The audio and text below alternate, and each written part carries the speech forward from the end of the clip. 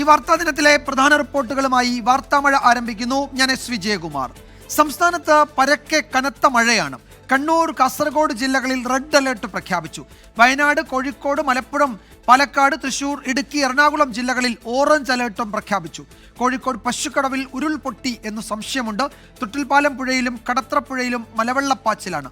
13 കുടുംബങ്ങളെ മാറ്റിപ്പാർപ്പിച്ചു. ഈങ്ങാപ്പുഴയിൽ റോഡിൽ വെള്ളം കയറി. കൊച്ചി കളമശ്ശേരി സീപോർട്ട് എയർപോർട്ട് റോഡിൽ വൻമരം കടപുഴകി വീണു. കോഴിക്കോട് വിലങ്ങാട് ടൗൺ പാലം വെള്ളത്തിൽ മുങ്ങി. ഏറ്റവും പുതിയ ദൃശ്യങ്ങളിലേക്ക് ആദ്യം.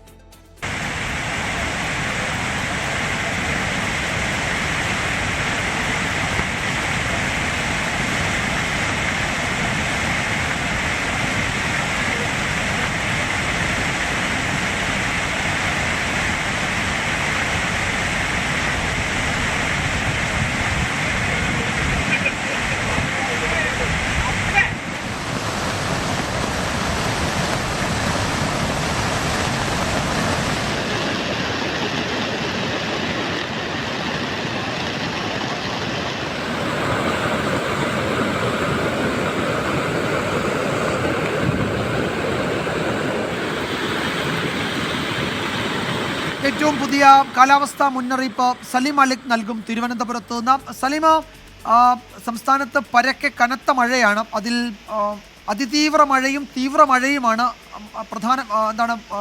ഒട്ടുമിക്ക ജില്ലകളിലും. ഏറ്റവും ഒടുവിൽ വന്ന കാലാവസ്ഥാ റിപ്പോർട്ടിൽ എന്തൊക്കെ പറയുന്നുണ്ട് സലിം? വിജയകുമാർ, സംസ്ഥാനത്തൊട്ടാകെ കനത്ത മഴ, അതിശക്തമായ മഴ പെയ്യും എന്നുള്ളതാണ് ഏറ്റവും ഒടുവിൽ വന്ന കാലാവസ്ഥാ മുന്നറിയിപ്പ് പ്രകാരം നൽകുന്നത്. അതിൽ തന്നെ കാസർഗോഡും കണ്ണൂരും അതിതീവ്ര മഴയ്ക്കുള്ള സാധ്യതയാണ് ഇപ്പോൾ കൽപ്പിക്കുന്നത്. റെഡ് അലർട്ട് പ്രഖ്യാപിച്ചിട്ടുണ്ട്. അല്പസമയം മുൻപ് മാത്രം പുതുക്കിയ മഴ മുന്നറിയിപ്പിലാണ് ഈ 2 ജില്ലകളിലും റെഡ് അലർട്ട് പ്രഖ്യാപിച്ചിരിക്കുന്നത്. മാത്രമല്ല, വടക്കൻ ജില്ലകളിൽ അവിടെ നിന്നിങ്ങോട്ട് കാസർഗോഡ് നിന്നിങ്ങോട്ട് എറണാകുളം വരെയും അതിശക്തമായ മഴ എന്നുള്ളതാണ് കാലാവസ്ഥാ നിരീക്ഷണ കേന്ദ്രം നൽകുന്ന മുന്നറിയിപ്പ്. കാസർഗോഡും കണ്ണൂരും റെഡ് അലർട്ട്. ബാക്കി എറണാകുളം വരെയുള്ള ജില്ലകളിൽ അതിശക്തമായ മഴയ്ക്കുള്ള സാധ്യത ഓറഞ്ച് അലർട്ട് പ്രഖ്യാപിച്ചിട്ടുണ്ട്. മാത്രമല്ല, അവിടെ നിന്ന് ബാക്കി എല്ലാ ജില്ലകളിലും യെല്ലോ അലർട്ട് കൂടി പ്രഖ്യാപിച്ചിട്ടുണ്ട്. അങ്ങനെ ആ നിലയിൽ സംസ്ഥാനത്തൊട്ടാകെ എല്ലാ ജില്ലകളിലും ഇന്ന് മഴ മുന്നറിയിപ്പുണ്ട്. നാളെയും സമാനമായി തന്നെ അതിശക്തമായ മഴ പെയ്യും എന്നുള്ള മുന്നറിയിപ്പാണ് ഇപ്പോൾ നൽകുന്നത്. അതിൽ തന്നെ കേരളത്തിൽ വീണ്ടും ഈ കാലവർഷം ശക്തമാകാനുള്ള കാരണമായി വിലയിരുത്തപ്പെടുന്നത് 2 ന്യൂനമർദ്ദങ്ങളാണ്. ആ 2 ന്യൂനമർദ്ദങ്ങൾ, ഒന്ന് രാജസ്ഥാന് മുകളിൽ നിലനിൽക്കുന്ന ശക്തി കൂടിയ ന്യൂനമർദ്ദമാണ്. തെക്ക് പടിഞ്ഞാറൻ ബീഹാറിനും കിഴക്കൻ ഉത്തർപ്രദേശിനും മുകളിൽ നിൽക്കുന്ന ശക്തിയുള്ള ന്യൂനമർദ്ദമാണ്. ഈ 2 ന്യൂനമർദ്ദങ്ങളും കൂടി ചേർന്ന കാലാവസ്ഥ വരും ദിവസങ്ങളിലും സംസ്ഥാനത്ത് അതിശക്തമായ കാലവർഷത്തിനുള്ള സാധ്യത വിലയിരുത്തുകയും ചെയ്യുന്നുണ്ട്. നാളെ നിലവിൽ ഏറ്റവും ഇന്നത്തെ ദിവസം മുഴുവൻ ജില്ലകളിലും മുന്നറിയിപ്പുണ്ടെങ്കിൽ നാളെ തിരുവനന്തപുരം, കൊല്ലം, പത്തനംതിട്ട എന്നീ ജില്ലകളൊപ്പം കോട്ടയം, ഈ ജില്ലകൾ ഒഴികെയുള്ള മറ്റെല്ലാ ജില്ലകളിലും മഴ മുന്നറിയിപ്പുണ്ട്. അതിൽ തന്നെ കാസർഗോഡ്, കണ്ണൂർ, വയനാട്, കോഴിക്കോട് ജില്ലകളിൽ ഓറഞ്ച് മുന്നറിയിപ്പാണ് നൽകിയിരിക്കുന്നത്. ഇതും രാത്രിയിലോ അതല്ലെങ്കിൽ നാളെ പുലർച്ചെയോടോ തിരുത്തുകയും റെഡ് അലർട്ട് പ്രഖ്യാപിക്കാനുള്ള സാധ്യത നിലനിൽക്കുന്നുണ്ട്. മാത്രമല്ല, ഈ ആഴ്ച പൂർണ്ണമായും അതിശക്തമായ മഴ പ്രത്യേകിച്ചും വടക്കൻ ജില്ലകളിൽ പെയ്യും എന്നുള്ളൊരു മുന്നറിയിപ്പാണ് നിലവിലുള്ളത്. ഈ മാസം 19 വരെ മത്സ്യബന്ധനത്തിന് നിലവിൽ വിലക്കേർപ്പെടുത്തിയിട്ടുമുണ്ട്. വിജയകുമാർ. യെസ്, ഏറ്റവും ഒടുവിൽ വരുന്ന കാലാവസ്ഥാ മുന്നറിയിപ്പ് അനുസരിച്ച് കണ്ണൂർ, കാസർഗോഡ് ജില്ലകളിൽ അതിതീവ്ര മഴയാണ്. റെഡ് അലേർട്ടാണ് കണ്ണൂർ, കാസർഗോഡ് ജില്ലകളിൽ പ്രഖ്യാപിച്ചിരിക്കുന്നത്. വയനാട്, കോഴിക്കോട്, പാലക്കാട്, മലപ്പുറം, തൃശൂർ, ഇടുക്കി, എറണാകുളം ജില്ലകളിൽ ഓറഞ്ച് അലേർട്ടുണ്ട്. അതിശക്തമായ മഴയ്ക്കും സാധ്യതയുണ്ട്. മറ്റു ജില്ലകളിൽ യെല്ലോ മുന്നറിയിപ്പുമുണ്ട്. സംസ്ഥാനത്ത് മുഴുവൻ മഴ മുന്നറിയിപ്പ് ഈ ദിവസങ്ങളിലുണ്ട് എന്നതാണ് ഏറ്റവും പ്രധാനപ്പെട്ട വിവരം ഇപ്പോൾ വരുന്നത്. സമീർ സി മുഹമ്മദ് കോഴിക്കോട്ട് നിന്ന് വിശദാംശങ്ങളുമായി ചേരുന്നു. സൂര്യശ്രീ കൊച്ചിയിൽ നിന്നും വിവരങ്ങൾ നൽകും. സമീർ, കോഴിക്കോട് കനത്ത മഴയാണ്. മലയോര മേഖലകളിൽ ഉരുൾപൊട്ടിയിട്ടുണ്ടോ എന്ന സംശയം പോലുമുണ്ട് പലയിടത്തും. എന്താണ് ഒടുവിൽ വരുന്ന വിവരങ്ങൾ? ജനങ്ങളെ മാറ്റിപ്പാർപ്പിക്കുന്നതടക്കം ക്യാമ്പുകൾ തയ്യാറാക്കുന്നതടക്കമുള്ള നടപടികളിലേക്ക് ജില്ലാ ഭരണകൂടത്തിന് ഈ മണിക്കൂറിൽ തന്നെ കടക്കേണ്ടി വരുമല്ലോ ഇപ്പോഴത്തെ സ്ഥിതിഗതികൾ വിലയിരുത്തുമ്പോൾ, അല്ലേ?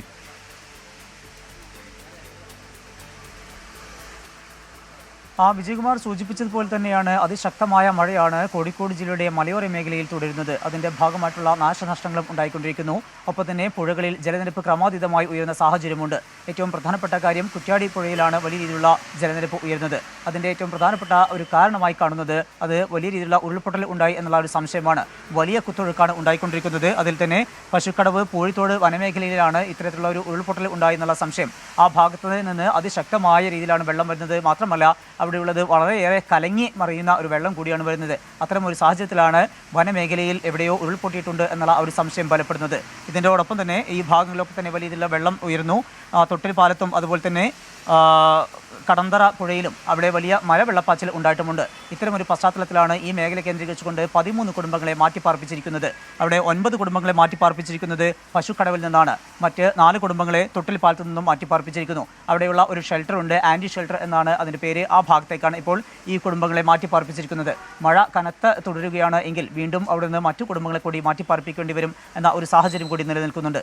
ഇതോടൊപ്പം തന്നെയാണ് മറ്റൊരു പ്രധാനപ്പെട്ട മേഖല വിലങ്ങാടാണ്. കഴിഞ്ഞ വർഷം ഉരുൾപൊട്ടലുണ്ടാവുകയും നിരവധി ഉരുൾപൊട്ടലുണ്ടായി, വലിയ രീതിയിലുള്ള പ്രകൃതിനാശമുണ്ടായി, ഒരാൾക്ക് ജീവൻ നഷ്ടമായി, 122 വീടുകൾ നശിക്കുന്ന സാഹചര്യമുണ്ടായി. അങ്ങനെ വലിയ രീതിയിലുള്ള നാശനഷ്ടമുണ്ടായ മേഖലയാണ് വിലങ്ങാട്. അവിടെയും അതിശക്തമായ മഴ തുടരുന്നു. ഈ 2 മേഖലകൾ, അതായത് വിലങ്ങാട് ടൗണിനെ ബന്ധിപ്പിക്കുന്ന ആ പാലത്തിൻ്റെ ദൃശ്യങ്ങൾ കൂടി പുറത്തു വരുന്നു. അതിന് മുകളിലൂടെ ഇപ്പോൾ വെള്ളം പോകുന്ന ഒരു സാഹചര്യമാണ്. അത്രയേറെ വെള്ളം കൂടി ഈ കുത്തൊഴുക്കാണ് ഇപ്പോൾ ഉണ്ടായിക്കൊണ്ടിരിക്കുന്നത്. നമുക്കറിയാം, കഴിഞ്ഞ ഉരുൾപൊട്ടലിൻ്റെ ആ നാളുകളിലൊക്കെ നമ്മൾ കണ്ടതാണ്, അവിടെയുള്ള ആളുകളുടെ പ്രയാസങ്ങൾ നമ്മൾ അറിഞ്ഞതാണ്. ആ ഒരു ഘട്ടത്തിലേക്ക്, അല്ലെങ്കിൽ അത്തരമൊരു ദുരന്തം ഉണ്ടാവാതിരിക്കട്ടെ എന്ന് നമുക്ക് പ്രാർത്ഥിക്കാം, പ്രത്യാശിക്കാം. പക്ഷേ ഇപ്പോൾ അവിടെ അതിശക്തമായ മഴ തുടരുന്നു. അതിൻ്റെ ഭാഗമായിക്കൊണ്ടാണ് ഈ പാലത്തിന് മുകളിലൂടെ പോലും വെള്ളം കടന്നു പോകുന്ന സാഹചര്യം ഉണ്ടായിരിക്കുന്നത്. അതുകൊണ്ട് തന്നെ അവിടെയുള്ളവരെല്ലാം തന്നെ ജാഗ്രത പാലിക്കണം എന്നുള്ള കർശനമായിട്ടുള്ള നിർദ്ദേശം നൽകിയിരിക്കുന്നു. ഇതോടൊപ്പം തന്നെയാണ് ദേശീയപാത 766 ഈങ്ങാപ്പുഴയിൽ ഇപ്പോൾ വെള്ളം വലിയ രീതിയിൽ കയറിക്കൊണ്ടിരിക്കുകയാണ്. ചെറിയ വാഹനങ്ങൾക്കൊന്നും കടന്നു പോകാൻ കഴിയാത്ത അത്ര വെള്ളം, മുട്ടോളം വെള്ളം എത്തിയിരിക്കുന്നു. നടന്നു പോകുക തന്നെ വലിയ ബുദ്ധിമുട്ടുണ്ട്. ഒപ്പം തന്നെ ഈ ചെറിയ വാഹനങ്ങളിൽ, അതായത് ഇരുചക്ര വാഹനങ്ങൾ, ഓട്ടോറിക്ഷ പോലുള്ള വാഹനങ്ങളൊക്കെ പോകുമ്പോൾ അതിനകത്തേക്ക് വെള്ളം കയറിയെത്തുന്ന സാഹചര്യം കൂടിയുണ്ട്. ഈ വിധത്തിൽ മഴ തുടരുകയാണെങ്കിൽ ഗതാഗതം പൂർണ്ണമായും തടസ്സപ്പെടാനുള്ള സാധ്യതയും നിലനിൽക്കുന്നുണ്ട്. അതിശക്തമായ മഴ തുടരുന്ന സാഹചര്യത്തിലാണ് ജില്ലയിലെ വിദ്യാഭ്യാസ സ്ഥാപനങ്ങൾക്ക് നാളെ അവധി പ്രഖ്യാപിച്ചിരിക്കുന്നത്. സ്കൂളുകൾ, അങ്കണവാടികൾ, മദ്രസ, ട്യൂഷൻ സെൻ്ററുകൾ എന്നിവയ്ക്കാണ് ജില്ലാ ദുരന്ത നിവാരണ അതോറിറ്റി ചെയർമാൻ കൂടിയായിട്ടുള്ള കലക്ടർ അവധി പ്രഖ്യാപിച്ചിരിക്കുന്നത്. അതിശക്തമായ മഴ തുടർന്നുകൊണ്ടിരിക്കുകയാണ്. വലിയ ജാഗ്രതയിലാണ് ജില്ല മുന്നോട്ട് പോകുന്നത്. വിജയകുമാർ. വടക്കൻ കേരളത്തിൽ കനത്ത മഴ തുടരുകയാണ്. പ്രത്യേകിച്ച് കോഴിക്കോട്, അവിടെ മലയോര മേഖലകളിൽ ഏതാണ്ട് മണിക്കൂറുകളായി തുടർച്ചയായി മഴ പെയ്യുന്നുണ്ട്. തീവ്ര മഴയാണ്. ആ മേഖലയിൽ നിന്നുള്ള ജലാശയങ്ങളൊക്കെ ഏതാണ്ട് കരകവിഞ്ഞൊഴുകുന്നു എന്ന നിലയിൽ തന്നെയാണ് ദൃശ്യങ്ങളിൽ അത് വ്യക്തമാണ്. സമീർ സി മുഹമ്മദാണ് കോഴിക്കോട്ട് നിന്ന് വിവരങ്ങൾ നൽകിയത്. കൊച്ചിയിൽ നിന്ന് സൂര്യശ്രീ ചേരുന്നുണ്ട്. സൂര്യശ്രീ, എറണാകുളത്ത് എനിക്ക് തോന്നുന്നു ഏതാണ്ട് ഒരു ഉച്ചയോടെ തുടങ്ങിയ കനത്ത മഴ ഇപ്പോഴും പലയിടത്തും കാര്യമായി പെയ്യുന്നുണ്ട്. കാറ്റും പലയിടത്തുമുണ്ട്. മരങ്ങൾ കടപുഴകി വീണു. പ്രത്യേകിച്ച് സീപോർട്ട് എയർപോർട്ട് റോഡിലൊക്കെ ഗതാഗതം തടസ്സപ്പെട്ടു. അതിൻ്റെയൊക്കെ വിവരങ്ങൾ വരുന്നുണ്ട്. എന്താണ് എറണാകുളത്തെ സാഹചര്യം, കൊച്ചി നഗരത്തിലെ സാഹചര്യം?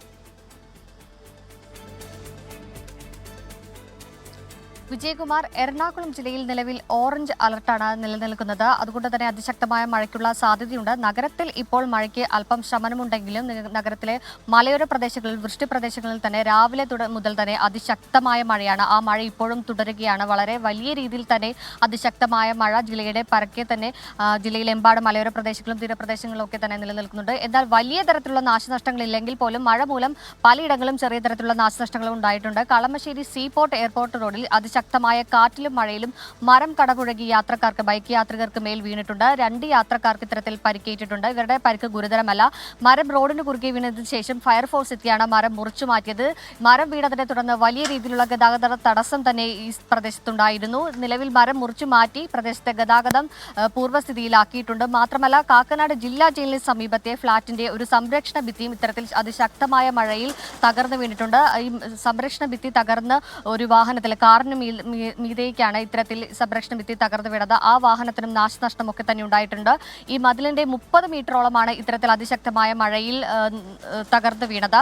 ഈ കളമശ്ശേരി അതുപോലെ തന്നെ പെരുമ്പാവൂർ മേഖലയിലെ പലയിടങ്ങളിലും ഇത്തരത്തിൽ അതിശക്തമായ മഴയിൽ മണ്ണിടിച്ചിൽ സാധ്യതകൾ ഉണ്ടെന്ന് തന്നെ മുന്നറിയിപ്പ് നൽകിയിട്ടുണ്ട്.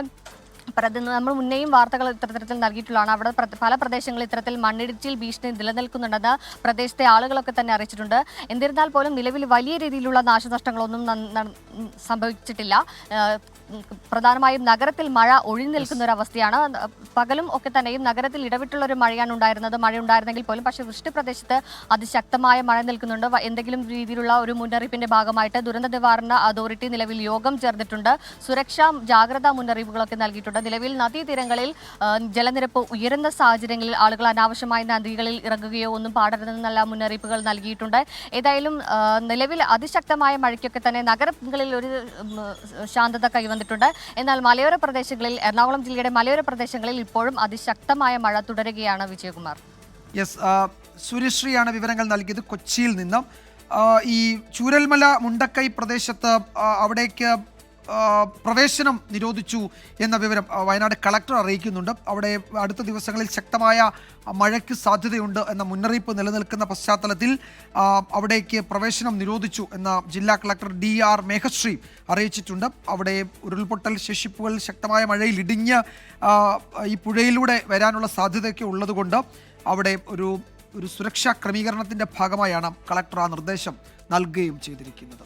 സംസ്ഥാനത്ത് 5 ജില്ലകളിൽ നാളെ അവധി പ്രഖ്യാപിച്ചിരിക്കുകയാണ്. കാസർഗോഡ് ജില്ലയിൽ നാളെ വിദ്യാഭ്യാസ സ്ഥാപനങ്ങൾക്ക് അവധി പ്രഖ്യാപിച്ചു. കോഴിക്കോട് പ്രൊഫഷണൽ കോളേജുകൾ ഒഴികെയുള്ള വിദ്യാഭ്യാസ സ്ഥാപനങ്ങൾക്കാണ് അവധി. വയനാട്ടിൽ പ്രൊഫഷണൽ കോളേജുകൾ ഉൾപ്പെടെ വിദ്യാഭ്യാസ സ്ഥാപനങ്ങൾക്ക് അവധി നൽകിയിട്ടുണ്ട്. കണ്ണൂരിൽ സ്കൂളുകൾക്ക് നാളെ അവധി പ്രഖ്യാപിച്ചു. തൃശ്ശൂർ ജില്ലയിൽ മുഴുവൻ വിദ്യാഭ്യാസ സ്ഥാപനങ്ങൾക്കും നാളെ അവധി പ്രഖ്യാപിച്ചു.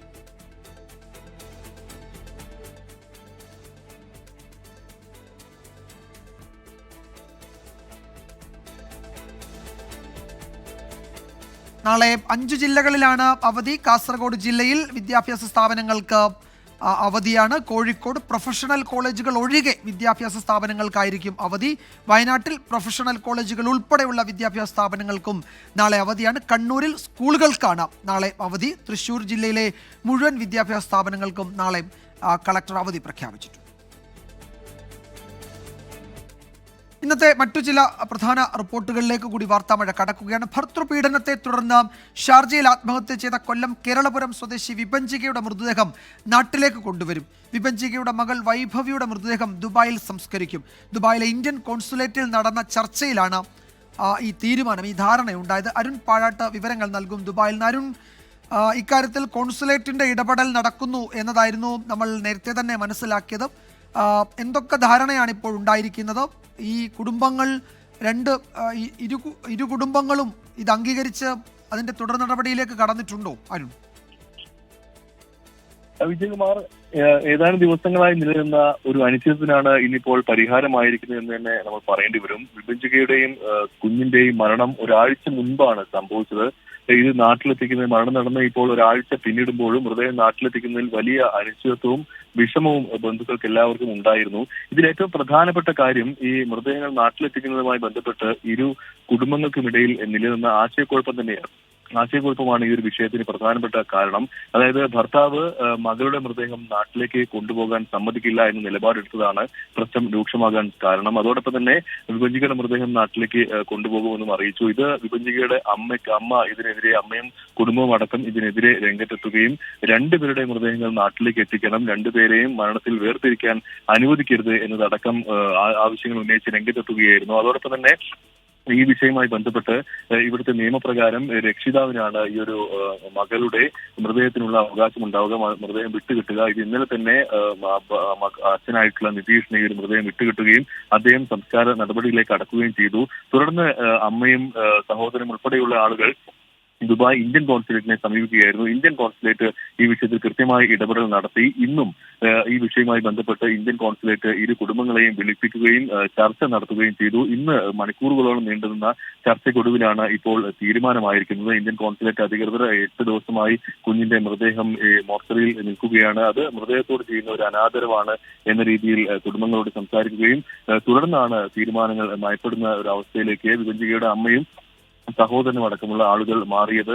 എന്തായാലും ഇപ്പോൾ ഏറ്റവും ഒടുവിൽ വന്നിരിക്കുന്ന തീരുമാനമനുസരിച്ച് വിഭജികയുടെ മകളുടെ മൃതദേഹം UAE തന്നെ സംസ്കരിക്കും. ദുബായിലായിരിക്കും സംസ്കാര ചടങ്ങുകൾ നടക്കുക. അത് നാളെ ഉണ്ടാകുമെന്നാണ് നമുക്ക് അറിയാൻ സാധിക്കുന്നത്. ഇതിനുശേഷം വിഭജികയുടെ പോസ്റ്റ്മോർട്ടം റിപ്പോർട്ട് വരേണ്ടതുണ്ട്. പോസ്റ്റ്മോർട്ടം റിപ്പോർട്ട് വന്ന ശേഷം എംബാമിംഗ് നടപടികൾ പൂർത്തിയാക്കി വിഭജികയുടെ മൃതദേഹം നാട്ടിലേക്ക് കൊണ്ടുപോയി അവിടെ സംസ്കാര ചടങ്ങുകൾ അവിടെ നടത്തുകയും ചെയ്യുമെന്നാണ് നമുക്ക് ഏറ്റവും ഒടുവിൽ അറിയാൻ സാധിച്ചിരിക്കുന്നത്. വിജയകുമാർ. യെസ്, അരുൺ പാറാട്ടാണ് വിവരങ്ങൾ നൽകിയത് ദുബായിൽ നിന്നും. വയനാട്ടിൽ +2 വിദ്യാർത്ഥിനിയെ മദ്യം നൽകി പീഡിപ്പിച്ചു. തലപ്പുഴ പോലീസ് സ്റ്റേഷൻ പരിധിയിലാണ് സംഭവം. ആഷിഖ്, ജയരാജ് എന്നിവരെ കസ്റ്റഡിയിലെടുത്തിട്ടുണ്ട്. സുർജിത്ത് അയ്യപ്പത്ത വിവരങ്ങൾ നൽകും വയനാട്ടിൽ നിന്ന്. സുർജിത്ത്, ഇതിൽ കൂടുതൽ പ്രതികൾ ഉൾപ്പെട്ടിട്ടുണ്ടോ? ഇതിന്റെ മുഴുവൻ വിവരങ്ങളും അന്വേഷണ സംഘത്തിന്, പോലീസിന് ലഭിച്ചിട്ടുണ്ടോ? എന്തൊക്കെയാണ് മറ്റു വിവരങ്ങൾ?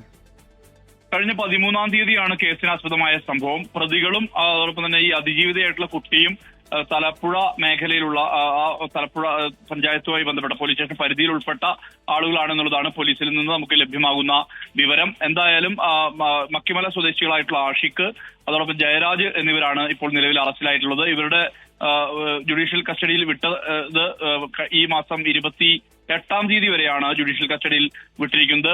കഴിഞ്ഞ 13-ാം തീയതി പെൺകുട്ടിയെ വീട്ടിൽ രക്ഷിതാക്കൾ ഇല്ലാത്ത സമയത്ത് ഒന്നാം പ്രതിയായിട്ടുള്ള ആഷിഖ് ഇറക്കി കൊണ്ടുപോയി എന്നുള്ളതാണ്. തട്ടിക്കൊണ്ടുപോയ ശേഷം നേരെ ജയരാജിന്റെ സ്ഥാപനത്തിൽ വെച്ച് മദ്യം നൽകി ലൈംഗികമായി അതിക്രമിച്ചു എന്നുള്ളതാണ് പരാതി. ഇതുമായി ബന്ധപ്പെട്ടാണ് അറസ്റ്റ്. ഇതിനുശേഷം ഈ കുട്ടി, സ്കൂളിലെത്തിയ കുട്ടിയുടെ പെരുമാറ്റത്തിൽ വ്യത്യാസം തോന്നിയ അധ്യാപകരാണ് ഈ വിവരങ്ങൾ ചോദിച്ചറിഞ്ഞത്. ഇതേ തുടർന്ന് പെൺകുട്ടി ഈ വിശദാംശങ്ങൾ അധ്യാപകരോടാണ് വെളിപ്പെടുത്തിയത്. ഈ മദ്യം നൽകിയ ശേഷം ആക്രമിക്കുകയായിരുന്നു. മദ്യം കുടിക്കാൻ വിസമ്മതിച്ച കുട്ടിയുടെ മുഖത്ത് അടിക്കുന്ന അവസ്ഥ കൂടി ഉണ്ടായിട്ടുണ്ടെന്നുള്ളതാണ് പോലീസ് വ്യക്തമാക്കുന്ന കാര്യം. ഇതേ തുടർന്നാണ് പിന്നീട് നടത്തിയ പരാതിയുടെ അടിസ്ഥാനത്തിൽ നടത്തിയ അന്വേഷണത്തിലാണ് പ്രതികളെ പോലീസ് പിടികൂടുന്നതും അറസ്റ്റ് ചെയ്യുന്നതും. പോക്സോ അടക്കമുള്ള വകുപ്പുകൾ ചുമത്തിക്കൊണ്ടാണ് ഇപ്പോൾ അറസ്റ്റ് രേഖപ്പെടുത്തിയിട്ടുള്ളത്. അതോടൊപ്പം തന്നെ ബിഎൻഎസിലെ വിവിധ വകുപ്പുകളും ചേർത്താണ് ഇപ്പോൾ കേസെടുത്തിട്ടുള്ളത്. ഇതിനുശേഷമാണ് ഇപ്പോൾ റിമാൻഡ് ചെയ്തിരിക്കുന്നത്. റിമാൻഡ് കാലാവധി ഈ മാസം 28 വരെയാണ്. Vijayakumar. Yes, Thalappuzha police station പരിധിയിലാണ് ഈ സംഭവം. ആഷിഖ്, ജയരാജ് എന്നിവരെയാണ് ഇപ്പോൾ കസ്റ്റഡിയിൽ എടുത്തിരിക്കുന്നത്. ഇവരെ റിമാൻഡ് ചെയ്തിട്ടുണ്ട്. സുർജിത് അയ്യപ്പത്താണ് വിവരങ്ങൾ നൽകിയത് വയനാട്ടിൽ നിന്ന്. കർണാടക ധർമ്മസ്ഥലയിലെ തെളിവെടുപ്പിൽ നിന്ന് പോലീസിന്റെ ദുരൂഹ പിന്മാറ്റം. ധർമ്മസ്ഥല സ്നാനഘട്ടത്തോട് ചേർന്ന കാട്ടിൽ തെളിവെടുപ്പിനായി വെളിപ്പെടുത്തൽ നടത്തിയ ശുചീകരണ തൊഴിലാളി വന്നെങ്കിലും പോലീസ് എത്തിയില്ല. അരമണിക്കൂറോളം കാത്തുനിന്ന ശേഷം ശുചീകരണ തൊഴിലാളി മടങ്ങി. 24 എക്സ്ക്ലൂസീവ്. സുരക്ഷാ ഭീഷണിയുള്ള സാക്ഷി എത്തി, പക്ഷേ പോലീസ് വന്നില്ല. ഇവിടെ ഇങ്ങനെയൊക്കെയാണത്രേ. രാജ്യം ഒന്നടങ്കം നടുങ്ങിയ വെളിപ്പെടുത്തലിന്റെ അന്വേഷണത്തിൽ ധർമ്മസ്ഥല പോലീസിന്റെ ഗുരുതര അനാസ്ഥ.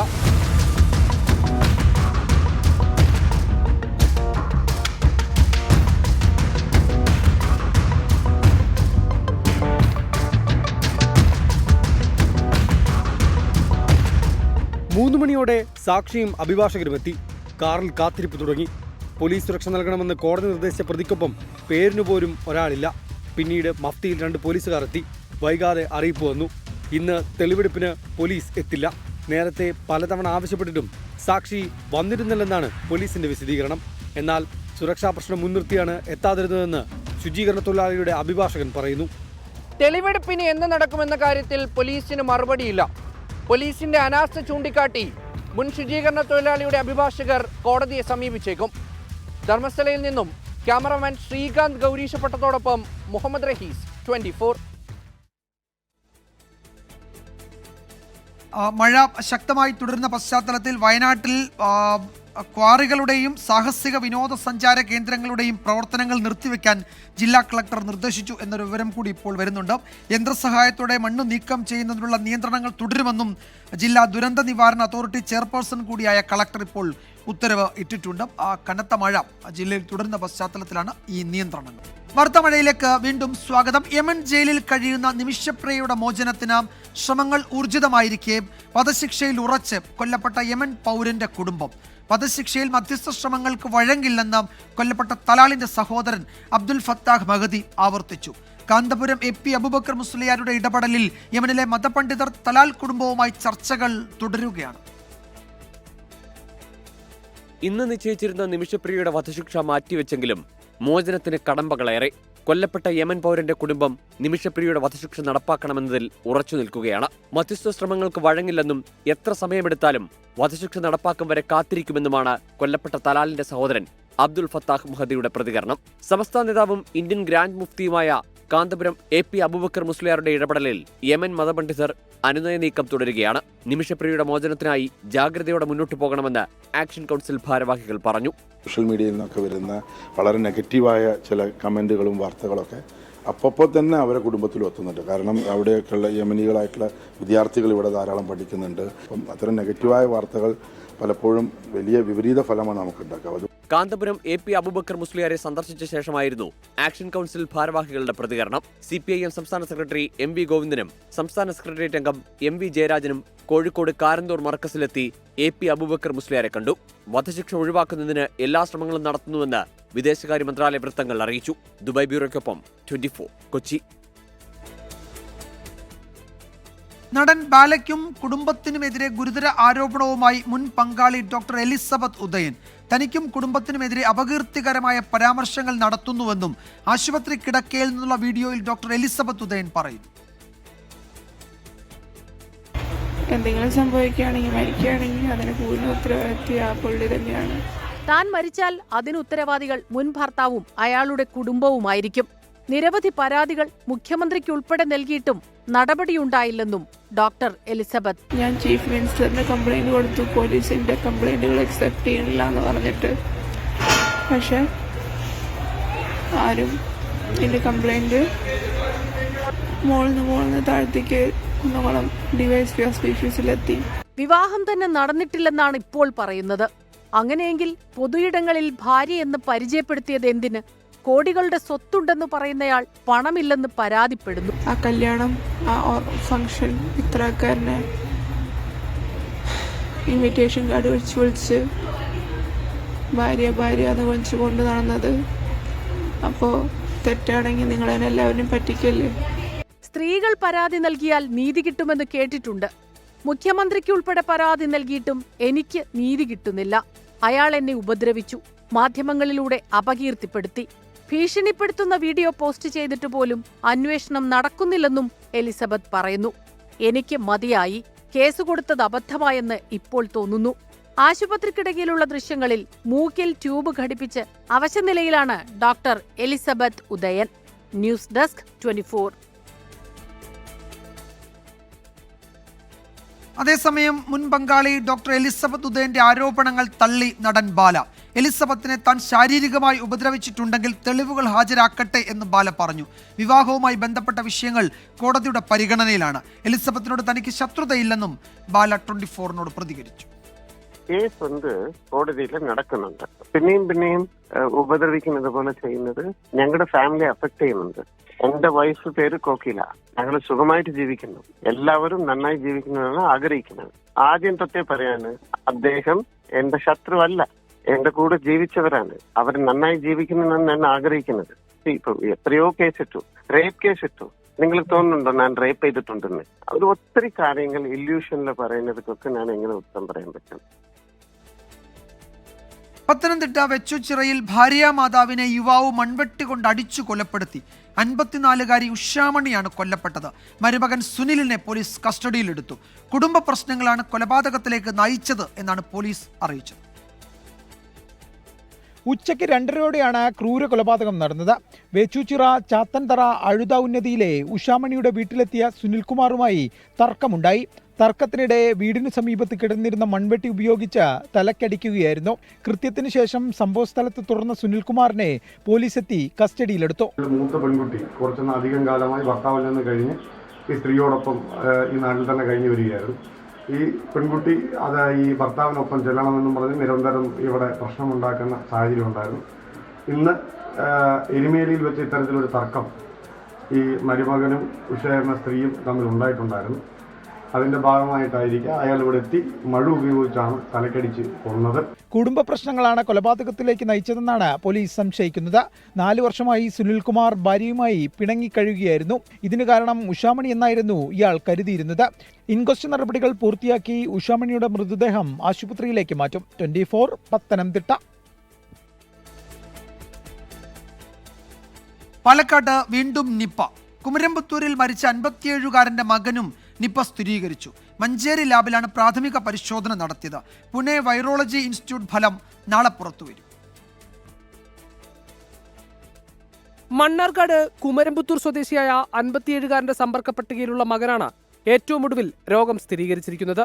രോഗലക്ഷണങ്ങളോടെ പാലക്കാട് ഗവൺമെന്റ് മെഡിക്കൽ കോളേജിൽ ഐസൊലേഷൻ വാർഡിൽ 32-കാരനായ യുവാവ് ചികിത്സയിൽ കഴിയുകയാണ്. കഴിഞ്ഞ ദിവസമാണ് സ്രവം മഞ്ചേരി ലാബിലേക്ക് പരിശോധനയ്ക്ക് അയച്ചത്. ഈ ഫലമാണ് പോസിറ്റീവായത്. 32-കാരന്റെ സമ്പർക്ക പട്ടിക ഉടൻ ആരോഗ്യവകുപ്പ് പുറത്തുവിടും. നിലവിൽ പ്രദേശത്ത് 17 വാർഡുകൾ കണ്ടെയ്ൻമെന്റ് സോണാണ്. അതേസമയം മലപ്പുറം ജില്ലയിൽ 210 പേരും കോഴിക്കോട് ജില്ലയിൽ 114 പേരും നിപ സമ്പർക്ക പട്ടികയിലുണ്ട്. മലപ്പുറം ജില്ലയിൽ 84 സാമ്പിളുകൾ ഇതുവരെ നെഗറ്റീവായിട്ടുണ്ട്. നിപ ബാധിച്ച കോഴിക്കോട് മെഡിക്കൽ കോളേജിലുള്ള പാലക്കാട് മണ്ണാർക്കാട് സ്വദേശിനിയുടെ ആരോഗ്യനില ഗുരുതരമായി തുടരുകയാണ്. വിവിധ ബ്യൂറോകൾക്കൊപ്പം 24 പാലക്കാട്. പാലക്കാട് മണ്ണാർക്കാട് യുവാവും പോലീസും തമ്മിൽ കയ്യാങ്കളി. നിപ്പ കണ്ടെയ്ൻമെന്റ് മേഖലയിൽ നിന്ന് പുറത്തു കടക്കാനുള്ള യുവാവിന്റെ ശ്രമം പോലീസ് തടഞ്ഞതോടെയാണ് സംഘർഷമുണ്ടായത്. ചങ്ങരയിലെ 1-ാം മൈൽ സ്വദേശി ഉമറുൽ ഫാറൂഖിനെ പോലീസ് കസ്റ്റഡിയിലെടുത്തു. ഇന്നലെയാണ് മണ്ണാർക്കാട് ചങ്ങലേരിയിൽ യുവാവ് കണ്ടെയ്ൻമെന്റ് സോൺ മറികടന്ന് പോകാൻ ശ്രമിച്ചത് പോലീസ് തടഞ്ഞത്. പോലീസുമായി തർക്കത്തിൽ ഏർപ്പെട്ടതോടെ പിന്നീടത് കയ്യാങ്കളിയായി.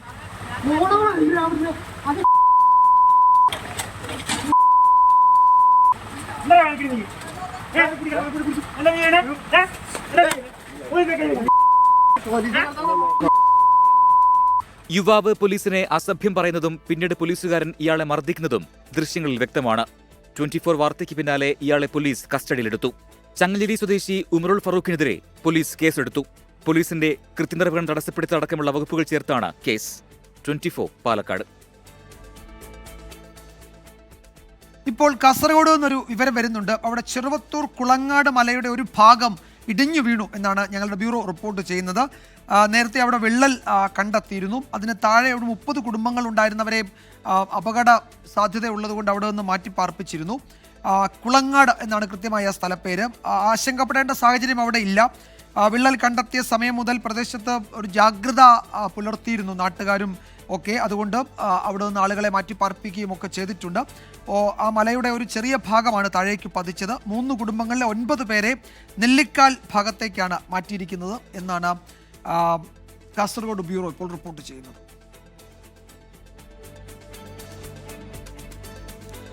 അതിൻ്റെ ദൃശ്യങ്ങൾ കൂടി ഇപ്പോൾ ലഭ്യമായിട്ടുണ്ട്. ആ മലയുടെ ഒരു ഭാഗം, ഒരു ചെറിയ ഭാഗമാണ് താഴേക്ക് പതിച്ചത്. നേരത്തെ തന്നെ അത് ഇടിഞ്ഞിരിക്കുകയായിരുന്നു. അതുകൊണ്ട് ഒരു ജാഗ്രത ആ മേഖലയിൽ ഉണ്ടായിരുന്നു. അതുകൊണ്ട് അപകടങ്ങൾ ഉണ്ടായിട്ടില്ല. പക്ഷേ അവിടെ ഒരു ആശങ്ക നിലനിൽക്കുന്നുണ്ട്. ജനങ്ങൾ ജാഗ്രതയോടെ തന്നെയാണ് കഴിയുന്നത്. കനത്ത മഴ ആ മേഖലയിലൊക്കെ പെയ്യുന്നുണ്ട്. അതുകൊണ്ട് കുറെ കൂടി ജാഗ്രത ആ മേഖലയിൽ വേണമെന്ന് ജില്ലാ ഭരണകൂടം അറിയിക്കുന്നുണ്ട്. സ്വകാര്യ ബസ് സമരത്തിന്റെ പശ്ചാത്തലത്തിൽ ഉടമകളുമായി ഗതാഗത മന്ത്രി KB ഗണേഷ് കുമാർ നടത്തിയ ചർച്ച പരാജയം. സമരവുമായി മുന്നോട്ടു പോകാൻ ഭൂരിഭാഗം സംഘടനകളും തീരുമാനിച്ചു. ചർച്ചയ്ക്ക് പിന്നാലെ ബസ് ഓപ്പറേറ്റേഴ്സ് ഫോറം പണിമുടക്കിൽ നിന്ന് പിന്മാറി.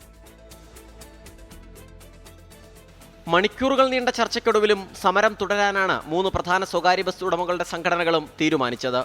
140 കിലോമീറ്ററിലധികം ഓടുന്ന ബസ്സുകളുടെ പെർമിറ്റ് പുതുക്കി നൽകുക എന്നുള്ളതാണ് പ്രധാന സമരാവശ്യം. വിദ്യാർത്ഥികളുടെ കൺസെഷൻ നിരക്ക് വർധനയും ജീവനക്കാർക്ക് പോലീസ് ക്ലിയറൻസ് നിർബന്ധമാക്കിയ തീരുമാനം പിൻവലിക്കുകയും ചെയ്യണമെന്നതാണ് മറ്റാവശ്യങ്ങൾ. ഇതിൽ മന്ത്രിയുടെ നിലപാട് ഇങ്ങനെ: കുട്ടികളുടെ കൺസെഷൻ ചാർജ് വർദ്ധിപ്പിക്കണം എന്നുള്ള കാര്യത്തിൽ ഗവൺമെൻറ് സെക്രട്ടറി അടുത്ത ദിവസങ്ങളിൽ വിദ്യാർത്ഥി സംഘടനകളുമായി ഒരു ചർച്ച ചെയ്യുകയും ചാർജ് വർധനവുമായി ബന്ധപ്പെട്ട് ചെറിയൊരു വർധനവാകാം എന്ന നിലയിലൊരു കമ്മീഷൻ റിപ്പോർട്ടുണ്ട്. പ്രൈവറ്റ് ബസ് പെർമിറ്റുകൾ ഒരു കാര്യം പൊളിറ്റിക്കലായിട്ട് തീരുമാനിക്കേണ്ടതാണ്. എനിക്ക് മന്ത്രി എന്ന നിലയിൽ ഒറ്റയ്ക്ക് തീരുമാനിക്കാൻ പറ്റത്തില്ല. ബഹുമാനപ്പെട്ട മുഖ്യമന്ത്രിയും ആലോചിച്ചതിന് ശേഷം അദ്ദേഹത്തിൻ്റെ ശരിയായ നിർദ്ദേശം ലഭിച്ചതിന് ശേഷം മാത്രമേ അക്കാര്യത്തിൽ പറ്റുകയുള്ളൂ എന്നവരോട് ഞാൻ പറഞ്ഞിട്ടുണ്ട്. ഗവൺമെൻറ്റിന് ഉറച്ച നിലപാടുള്ളൊരു കാര്യം എന്ന് പറയുന്നത് ഈ ഡ്രൈവർ, കണ്ടക്ടർ, ക്ലീനർ ഈ പറയുന്ന ആളുകളുടെ പോലീസ് വെരിഫിക്കേഷൻ നിർബന്ധമാണെന്നുള്ളതാണ്. ചർച്ചയ്ക്ക് ശേഷവും സമരം തുടരാനാണ് ഭൂരിഭാഗം സംഘടനകളുടെയും തീരുമാനം. ഈ മാസം 22 മുതൽ അനിശ്ചിതകാല സമരം ആരംഭിക്കും. ആദ്യത്തെ പ്രധാനപ്പെട്ട 3 ഡിമാൻഡുകളെ സംബന്ധിച്ചും സർക്കാരിൻ്റെ ഭാഗത്തുനിന്നോ ഗതാഗത വകുപ്പ് മന്ത്രിൻ്റെ ഭാഗത്തുനിന്നോ യാതൊരു അനുകൂല തീരുമാനം ഉണ്ടായിട്ടില്ല. ഇല്ല പിൻവലിച്ചിട്ടില്ല. ഈ സമയം പിൻവലിച്ചിട്ടില്ല. 22-ാം തീയതി മുതൽ അനിശ്ചിതകാല സമരം തുടരും. ചർച്ചയ്ക്ക് പിന്നാലെ all Kerala bus operators forum സമരത്തിൽ നിന്ന് പിന്മാറി. ഇതിന്റെ തുടക്കം കുറിച്ചൊക്കെ സാഹചര്യത്തിൽ ഗവൺമെന്റായിട്ട് സഹകരിക്കാതെ ഗവൺമെന്റ് വെല്ലുവിളിച്ചുകൊണ്ട് ഒരു സമരത്തിൽ പോകാൻ ഞങ്ങൾ തയ്യാറല്ല. ഇതേ ആവശ്യങ്ങൾ ഉന്നയിച്ച് ഈ മാസം 7-ന് സംയുക്ത സമരസമിതി സൂചനാ പണിമുടക്ക് നടത്തിയിരുന്നു. 24 തിരുവനന്തപുരം. പഹൽഗാം ഭീകരാക്രമണത്തിന് ശേഷം ഭീകരർ ആഘോഷം നടത്തിയെന്ന് സാക്ഷിമൊഴി. ഭീകരർ ആകാശത്തേക്ക് 4 റൗണ്ട് വെടിയുതിർക്കുന്നത് കണ്ടു എന്ന് സാക്ഷി ദേശീയ അന്വേഷണ ഏജൻസിക്ക് മൊഴി നൽകി. കേസിൽ അറസ്റ്റിലായ നാട്ടുകാരായ 2 പ്രതികളെയും ഭീകരർക്കൊപ്പം കണ്ടു എന്നും മൊഴിയിൽ പറയുന്നുണ്ട്. രാജ്യത്തെ നടുക്കിയ പഹൽഗാം ഭീകരാക്രമണത്തിൽ നിർണായക സാക്ഷിമൊഴിയാണ് കേസന്വേഷിക്കുന്ന NIAക്ക് ലഭിച്ചത്. 26 പേരെ കൊലപ്പെടുത്തിയ ഭീകരരെ മടങ്ങും വഴിയിൽ വെച്ച് കണ്ടെന്നാണ് മൊഴി. തന്നെ തടഞ്ഞു നിർത്തിയ അക്രമികൾ കൽമ ചൊല്ലാൻ ആവശ്യപ്പെട്ടുവെന്നും എന്നാൽ പ്രദേശവാസിയാണെന്ന് ബോധ്യപ്പെട്ടതോടെ വെറുതെ വിട്ടു എന്നുമാണ് മൊഴി. തുടർന്ന് ഭീകരർ 4 തവണ ആകാശത്തേക്ക് വെടിവെച്ച് ആഘോഷിച്ചുവെന്നും പ്രദേശവാസിയുടെ മൊഴിയിലുണ്ട്. ഈ സ്ഥലത്തു നിന്നും NIA സംഘം വെടിയുണ്ടകൾ കണ്ടെടുത്തു. കേസിൽ നിലവിൽ അറസ്റ്റിലുള്ള പർവേസ് അഹമ്മദ് ജോർ, ബഷീർ അഹമ്മദ് എന്നീ പ്രതികളെ ഭീകരർക്കൊപ്പം കണ്ടതായും മൊഴിയിലുണ്ട്. ഭീകരരുടെ ബാഗുകൾക്ക് കാവൽ നിൽക്കുകയായിരുന്നു ഇരുവരുമെന്ന് സാക്ഷി NIAയോട് വെളിപ്പെടുത്തി. ഭീകരർക്ക് ഭക്ഷണം നൽകിയതായും വഴികാണിച്ചതായും അറസ്റ്റിലായ പ്രതികൾ സമ്മതിച്ചിട്ടുണ്ട്. 7 പേർ കൊല്ലപ്പെട്ട സെഡ്മോർ ഭീകരാക്രമണ കേസിൽ ഉൾപ്പെട്ട സുലൈമാൻ ഷായാണ് ഭീകരരിൽ ഒരാളെന്നാണ് പിടിയിലായ പ്രതികളിൽ നിന്നും ലഭിച്ച മൊഴി. 24 ഡൽഹി. ആഭ്യന്തര സംഘർഷം രൂക്ഷമായ സിറിയയിൽ ഇസ്രായേൽ ആക്രമണം. പ്രസിഡന്റിന്റെ കൊട്ടാരത്തിന് സമീപമുള്ള സൈനിക ആസ്ഥാനത്തിന് നേരെയാണ് ആക്രമണം ഉണ്ടായത്. 9 പേർക്ക് പരിക്കേറ്റുവെന്നാണ് വിവരം. തെക്കൻ മേഖലയിൽ നിന്ന് സൈന്യത്തെ പിൻവലിക്കണമെന്ന് ഇസ്രായേൽ ആവശ്യപ്പെട്ടതിന് പിന്നാലെയാണ് ആക്രമണം ഉണ്ടായത്. قصف شديد مبنى هيئة الأركان خالص قصف جديد يا شباب قصف خذونا بسرعة بسرعة بسرعة بسرعة بسرعة بسرعة. സിറിയൻ സൈന്യവും മതന്യൂനപക്ഷമായ ഡ്രൂസുകളും തമ്മിൽ ഏറ്റുമുട്ടൽ തുടരുന്നതിനിടെയാണ് ഇസ്രായേൽ ആക്രമണം. ദമാസ്കസിലെ സിറിയയുടെ സൈനിക ആസ്ഥാനത്തിന് നേരെയാണ് വ്യോമാക്രമണമുണ്ടായത്. പ്രസിഡന്റിന്റെ കൊട്ടാരത്തിന് സമീപമുള്ള സൈനിക ആസ്ഥാനത്തിന്റെ പ്രവേശന കവാടമാണ് ആക്രമിക്കപ്പെട്ടത്.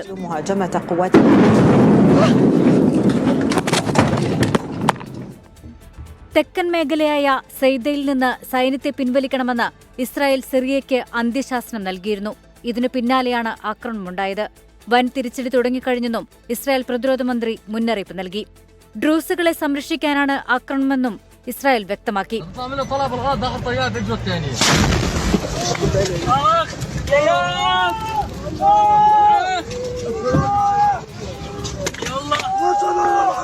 ഡ്രൂസുകളുടെ നേതൃത്വത്തിലുള്ള സായുധ സംഘങ്ങളും സുന്നി ഗോത്രവിഭാഗമായ ബെഡൂയിനുകളും തമ്മിൽ 2 ദിവസമായി തുടരുന്ന ആക്രമണത്തിൽ 100ഓളം പേരാണ് കൊല്ലപ്പെട്ടത്. ക്രമസമാധാനം പുനഃസ്ഥാപിക്കുന്നതിനായാണ് പ്രസിഡന്റ് അഹമ്മദ് അൽ-ഷാരയുടെ നേതൃത്വത്തിൽ തെക്കൻ സിറിയയിലെ സെയ്ദയിൽ സൈന്യത്തെ വിന്യസിച്ചത്.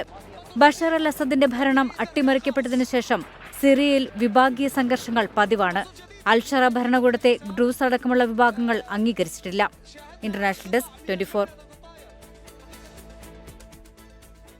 തെരുവുനായ നിയന്ത്രിക്കാൻ നിർണായക ഇടപെടലുമായി സർക്കാർ. രോഗം ബാധിച്ച തെരുവു നായ്ക്കളെ ദയാവധം നടത്താൻ സർക്കാർ അനുമതി നൽകും.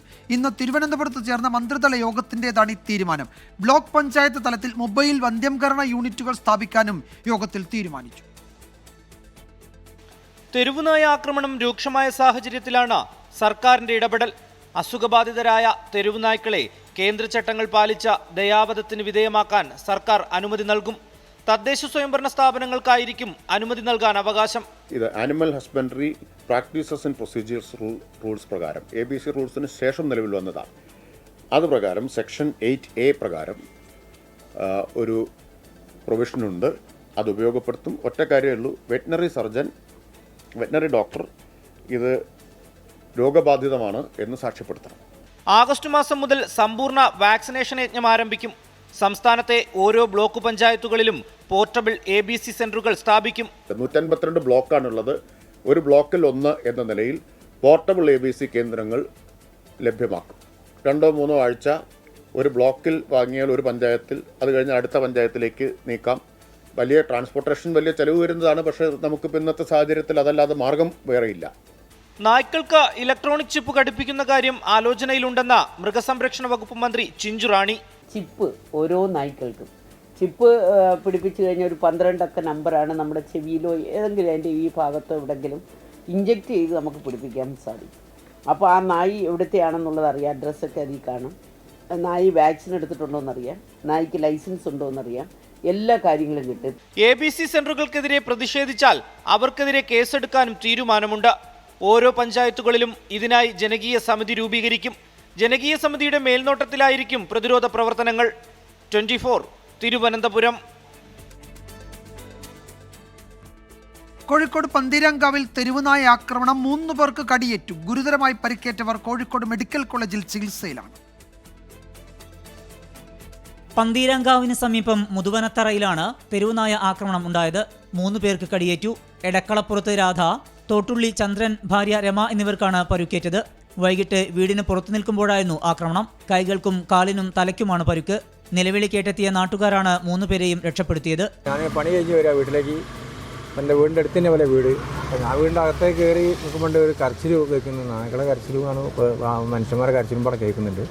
അപ്പോൾ ഞാൻ പോയി നോക്കുമ്പോൾ ഭാര്യയും ഭർത്താവിനെ കടിച്ചിട്ട് ഒരു നായ വന്നിട്ട് അയാൾ തലയ്ക്കൊക്കെ നല്ല മുറിയാണ്. അത് നല്ല മുറിയാണ് തലയ്ക്കൊക്കെ. പിന്നെ അവിടെ നിന്ന് കഴിച്ചിലാൻ എൻ്റെ നായൻ്റെ വായിലാണ് ഇവരെ കൈയുള്ളത്. അത് കഴിച്ചിലാൻ കഴിയുന്നില്ല. അപ്പോഴേക്ക് അപ്പുറത്തെ തൊട്ടടുത്തുള്ള അയൽവാസി കൂടി വന്നപ്പോൾ അയാൾ ഒരു വടിയെടുത്ത് അടിച്ച് നായനെ അതിനായി കടിവിട്ട് ഞങ്ങൾ നായൻ തച്ചവിടെ തള്ളിയിട്ട്. വളർത്തുമൃഗങ്ങളെയും തെരുവുനായ ആക്രമിച്ചു. നാട്ടുകാർ ചേർന്ന് പിന്നീട് തെരുവുനായയെ തല്ലിക്കൊന്നു. 24 കോഴിക്കോട്.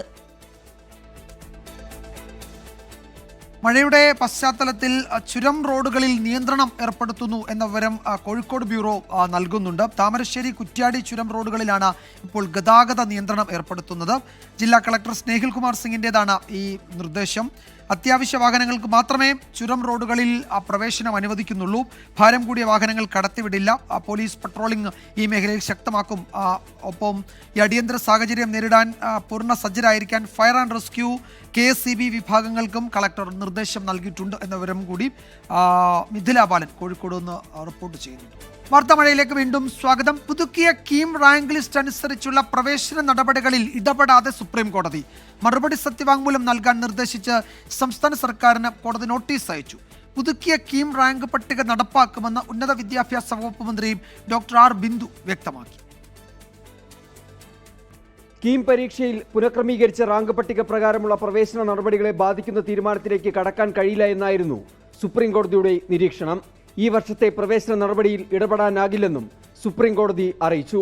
പ്രവേശന നടപടികളെ ബാധിക്കുന്ന തീരുമാനത്തിലേക്ക് കടക്കാൻ കഴിയില്ലെന്നും അതിനാൽ അപ്പീൽ നൽകുന്നില്ല എന്നുമായിരുന്നു സംസ്ഥാന സർക്കാരിന്റെ നിലപാട്. പുതിയ പ്രോസ്പെക്ടസ് അനുസരിച്ച് സർക്കാർ അടുത്ത വർഷം മുതൽ പ്രവേശനം നടത്തട്ടെ എന്നാണ് CBSEയുടെ നിലപാട്. കേരള സിലബസ് വിദ്യാർത്ഥികൾ നൽകിയ ഹർജി 4 ആഴ്ചയ്ക്ക് ശേഷം വീണ്ടും പരിഗണിക്കും. ഇപ്പോൾ ഈ ഒരു ഘട്ടത്തിൽ അവസാന നിമിഷത്തിൽ ഇപ്പോൾ നടന്നുകൊണ്ടിരിക്കുന്ന അഡ്മിഷൻ പ്രോസസ്സ് നിർത്തിവെക്കാനോ അതിലെന്തെങ്കിലും ഒരു അൺസർട്ടനിറ്റി ഉണ്ടാക്കാനോ കോടതി ആഗ്രഹിക്കുന്നില്ല എന്നാണെന്ന് പറഞ്ഞത്. ആ ഒരു സാഹചര്യത്തിൽ കോടതി ഇപ്പോൾ ഇടപെടുന്നില്ല എന്നാണ് പറഞ്ഞത്. പക്ഷേ കോടതി നമ്മുടെ അപ്പീൽ ഫയലിൽ സ്വീകരിച്ചു.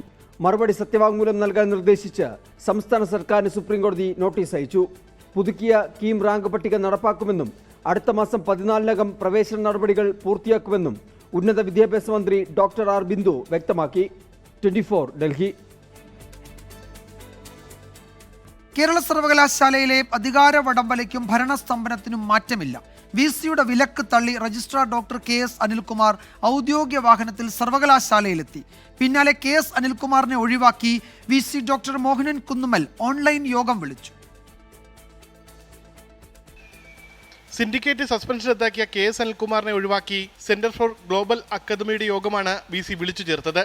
ഓൺലൈനായി ചേർന്ന യോഗത്തിൽ രജിസ്ട്രാർ ഇൻചാർജ് എന്ന നിലയിൽ പങ്കെടുത്തത് മിനി കപ്പനാണ്. 93 വിദേശ വിദ്യാർത്ഥികൾക്ക് കേരളയിൽ പ്രവേശനം നൽകാനും യോഗത്തിൽ തീരുമാനമായി. രജിസ്ട്രാർ KS അനിൽകുമാറിന് ഔദ്യോഗിക വാഹനം തടയാൻ കഴിഞ്ഞ ദിവസം VC നടത്തിയ നീക്കം സർവകലാശാല തള്ളിയിരുന്നു. സെക്യൂരിറ്റി ഓഫീസറോട് ഡ്രൈവറിൽ നിന്ന് വാഹനത്തിന്റെ താക്കോൽ വാങ്ങി മിനി കാപ്പിനെ ഏൽപ്പിക്കാനായിരുന്നു VCയുടെ ഉത്തരവ്. എന്നാൽ ഔദ്യോഗിക വാഹനത്തിൽ തന്നെ രജിസ്ട്രാർ എന്ന് സർവകലാശാലയിലെത്തി. എനിക്ക് സ്വന്തമായ വാഹനമില്ല, സർവകലാശാലയുടെ വാഹനമാണ്. സർവകലാശാല ആസ്ഥാനത്ത് സുരക്ഷാ പ്രശ്നങ്ങളുണ്ടെന്ന് BJP സിൻഡിക്കേറ്റ് അംഗങ്ങൾ ആരോപിച്ചു. എന്നാൽ ഈ ആവശ്യം ഉന്നയിച്ച BJP സിൻഡിക്കേറ്റ് അംഗങ്ങളോട് രൂക്ഷമായ ഭാഷയിലാണ് ഹൈക്കോടതി പ്രതികരിച്ചത്. നിങ്ങളെ ആരെങ്കിലും തടയുകയോ ആക്രമിക്കുകയോ ചെയ്തോ എന്ന് കോടതി ചോദിച്ചു. തടസ്സം നേരിട്ട തീയതിയും സമയവും ഉൾപ്പെടെ കോടതിയിൽ തിങ്കളാഴ്ച വിശദമായ സത്യവാങ്മൂലം സമർപ്പിക്കാൻ ആവശ്യപ്പെട്ടിട്ടുണ്ട്. സർവകലാശാലയിൽ സുരക്ഷാ പ്രശ്നങ്ങളൊന്നുമില്ലെന്നും VC അധികാര ദുർവിനിയോഗമാണ് നടത്തുന്നതെന്നും ഇടത് സിൻഡിക്കേറ്റ് അംഗങ്ങൾ. സർവകലാശാല ഭരണസ്തംഭനത്തിൽ KSU പ്രതിഷേധ ധർണ നടത്തി.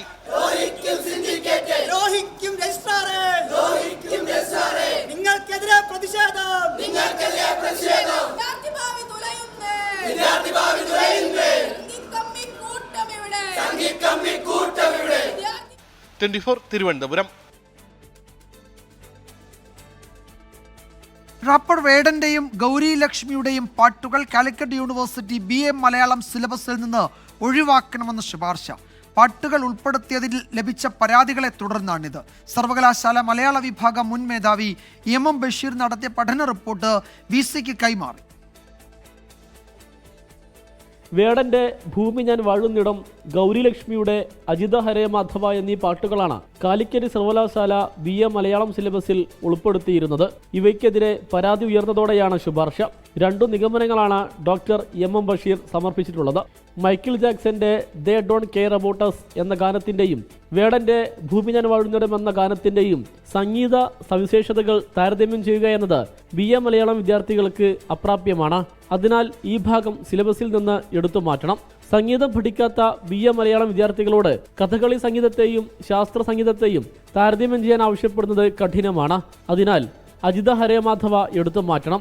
ഭാഷയും സാഹിത്യവും പഠിക്കേണ്ട മലയാള ബിരുദ സിലബസിൽ സങ്കീർണമായ സംഗീത ഭാഗങ്ങൾ വേണ്ട എന്നതിൻ്റെ അടിസ്ഥാനത്തിലാണ് ഇവ മാറ്റുന്നത്. അല്ലാതെ വേടന്റെയോ ഗൗരിലക്ഷ്മിയുടെയോ പാട്ടുകളായതുകൊണ്ടല്ലെന്നും സർവകലാശാല വിശദീകരിക്കുന്നു. അടിസ്ഥാനപരമായ ഭക്തിഭാവം മാറ്റി മറ്റ് ഭാവങ്ങൾ കൊണ്ടുവന്നു എന്നതാണ് അജിത ഹരേമാധവയ്ക്കെതിരായ വിമർശനം. വേടന്റെ സംഘപരിവാർ വിരുദ്ധ നിലപാടാണ് ഭൂമി ഞാൻ വാഴുന്നിടമെന്ന പാട്ടിനെതിരായ പരാതിക്ക് ആധാരമെന്നും വിമർശനമുണ്ട്. സമീർ ബിൻ കരീം, 24, തിരൂർ. മണ്ണാർക്കാട് MES കോളേജിൽ തമ്മിലടിച്ച് KSUവും MSFും. നവാഗതരെ സ്വാഗതം ചെയ്യുന്നതുമായി ബന്ധപ്പെട്ട് MSF കോളേജിന് പുറത്തു വരച്ച പച്ചവൃത്തത്തിൽ KSU പ്രവർത്തകർ കരിയോയിൽ ഒഴിച്ചതാണ് സംഘർഷത്തിന് കാരണമായത്. തുടർന്ന് MSF പ്രവർത്തകർ KSUവിന്റെ പ്രചാരണ ബോർഡുകൾ നശിപ്പിച്ചു.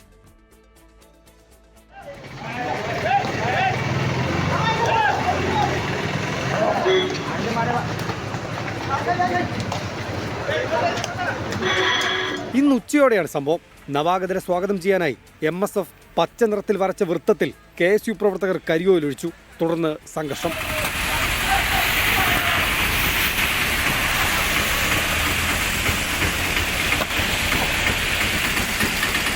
പ്രദേശത്തെ ഓട്ടോ ഡ്രൈവേഴ്സാണ് ഇരുകൂട്ടരെയും പിരിച്ചുവിട്ടത്. മണ്ണാർക്കാട് MES കല്ലടി കോളേജ് യൂണിയൻ MSF ആണ് ഭരിക്കുന്നത്. 24, പാലക്കാട്. ഈ റിപ്പോർട്ടോടെ വാർത്താമഴ അവസാനിക്കുന്നു. നാളെ വീണ്ടും കാണാം. ശുഭരാത്രി.